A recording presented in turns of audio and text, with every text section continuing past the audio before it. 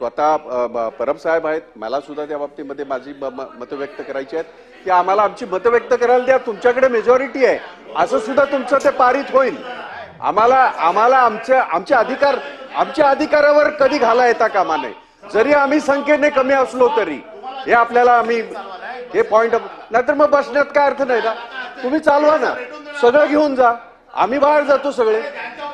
मला सांगा कुठल्या नियमाप्रमाणे अविश्वासाचा प्रस्ताव आणला? विश्वासाचा प्रस्ताव या पुस्तकामध्ये विश्वासदर्शक ठराव मांडावा, याच्यामध्ये सेक्शन 11 मध्ये मी रिव्हॉल्व प्रस्ताव दिलेला आहे. तुम्ही रिव्हॉल्व प्रस्ताव वाचताना काल तुम्ही जे जजमेंट दिले त्याच्यावरती मला बोलायचा अधिकार नाही. आज तुम्ही जो अध्यक्षांचा सभापती उपसभापतीवरती विश्वासदर्शक ठराव वाटतात त्याच्यावर आम्हाला बोलायचा अधिकार नाही. अरे या सभागृहात आम्ही येतो कशाला? या सभागृहाची नोंद देशाच्या इतिहासात दिली जाते.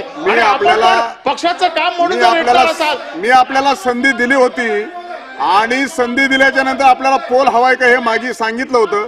आपण सांगितलं पोलचं नंतर बघू, मी भाषण करणार आहे. त्यावेळेस मी प्रस्ताव तो वाचला आणि तो प्रस्ताव पारित केला. मला वाटतं मी जे दिलेलं रुलिंग आणि प्रस्ताव जो पारित केलाय. प्रसाद लाड बोला.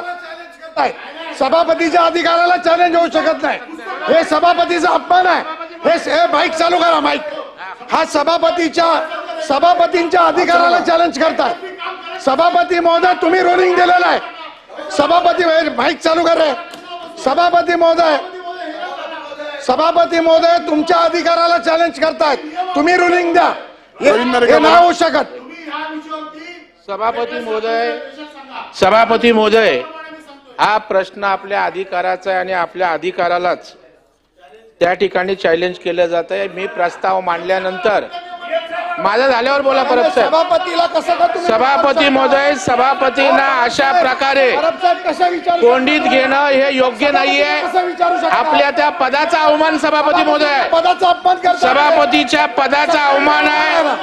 विश्वासदर्शक ठराव मांडणं हा माझा अधिकार आहे. त्या अधिकारानंतर सभापती महोदय आवाजी मतदानानं हा ठराव मंजूर झालेला आहे आणि त्यानंतर या ठिकाणी अशा प्रकारचं तुमच्या अधिकाराला चॅलेंज करणं हे योग्य नाहीये सभापती महोदय, असं माझं म्हणणं आहे.